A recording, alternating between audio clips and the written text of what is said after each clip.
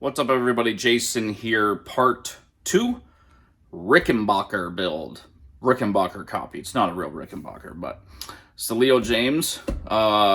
The part 1 video, we did an unboxing, and we realized it was a fail because the neck does not fit. However, so in part 1, in this video, we are at least going to sand this groove out to get the neck to fit, and if I have time, we'll maybe buff the frets on the neck and then get it glued in.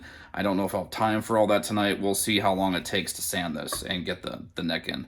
But let me show you, if I can get close enough, how much how much I have to sand off. I'm gonna try to line up this neck. If you can see, we've got a good 1/16 of an inch overlap there. There's no way you're going to be able to squeeze that in there. So we definitely need to sand part of that off. If I had wood chisels and I was good with wood chisels, I might be able to do that. But either way, I mean, it still looks freaking awesome, guys. It still looks really freaking cool. But, you know, that's kind of messed up, Leo Jaymz. Leo Jaymz, you suck. You need to fix your router CNC machine, whatever you got doing this, and fix that accordingly. So I got a sanding block here. This is 220 grit.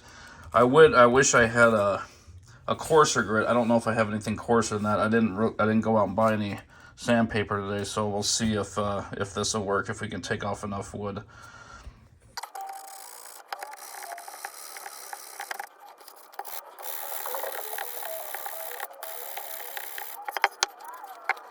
All right, score. I found me some 60 grit, nice and coarse. I had in my toolbox. We will use this. This should speed this up a lot faster, a lot faster.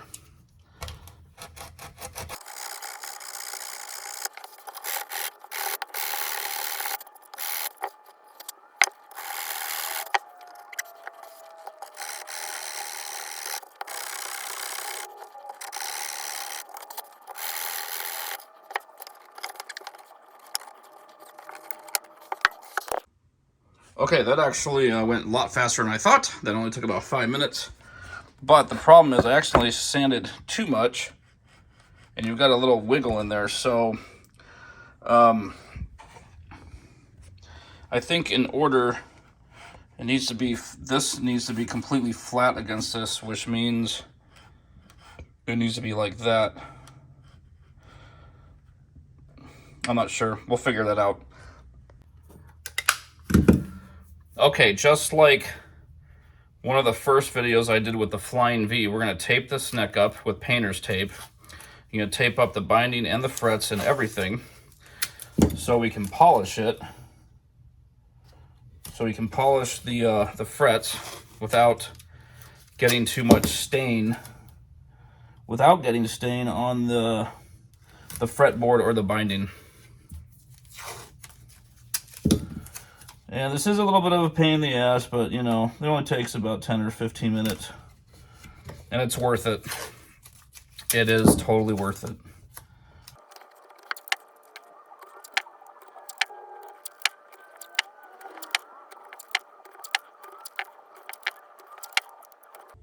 All right, we got the neck all taped up,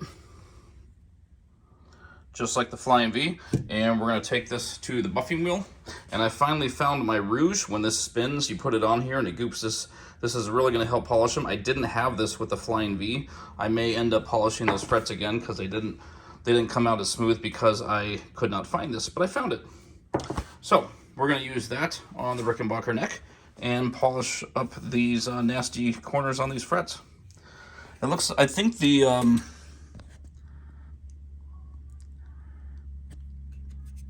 ridges are fine, or the length of it.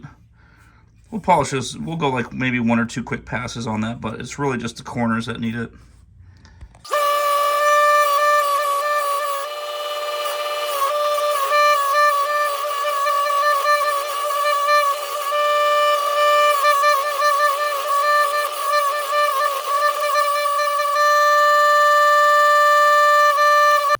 Okay, we got these frets polished. That rouge definitely made a big difference. These are a lot smoother than the Flying V. I may have to go back on the Flying V to repolish them. But just like that, we're going to take a wet paper towel. Actually, I might have to get some oil because this black is not coming off. We'll have to get some oil on a rag. All right, we got the frets all clean. Actually, I had to use a little bit of carb cleaner to get the black rouge off some of the frets. Be careful doing that. You definitely don't want to carb cleaner. I had to use a little bit of WD-40, getting too much on the wood.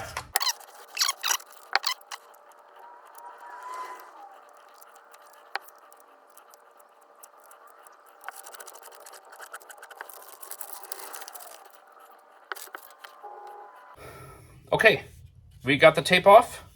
Frets are definitely a lot better. Yeah, there's a tiny bit of grit, not bad, but definitely made a bigger difference with the rouge on that wheel. I'm gonna grab my Allen wrenches over here, and we're gonna make sure we can adjust this truss rod because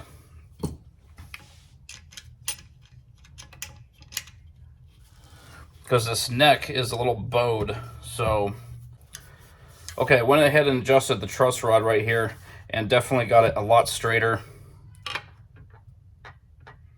There's a tiny bit of wobble, but when we put this, these are bass strings. When we put it on, this might pull the neck up and give it a bow. So we're not going to mess with that anymore.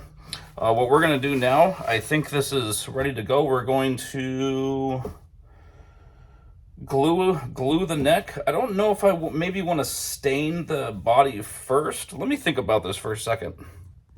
Okay, I installed a bunch of hardware, and I'll tell you why. So when I sanded, and I just said this in the earlier clip, when I sanded the body wider to get the neck in, the neck was jiggling back and forth, and you don't know exactly where to do it. So I installed the bridge. Actually looks really nice. These tuners are sick. These tuners actually work super smooth and super nice.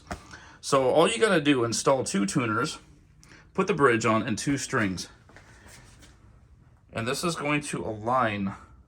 As you can see, it looks to me like the strings are perfect. And this is putting the neck exactly where I thought it would be, is all the way up. Let's see if we can get an angle this way. Strings look pretty good. So I think I'm gonna actually glue this with this all on just to make sure, because this can move. You don't have to have the strings super tight. I actually did have to cut these and I ruined these. That's okay. I already bought brand new slinkies for this and the Flying V. So this looks like it's got the perfect whatever you want to call it, angle on the neck. So we got the frets polished a little bit.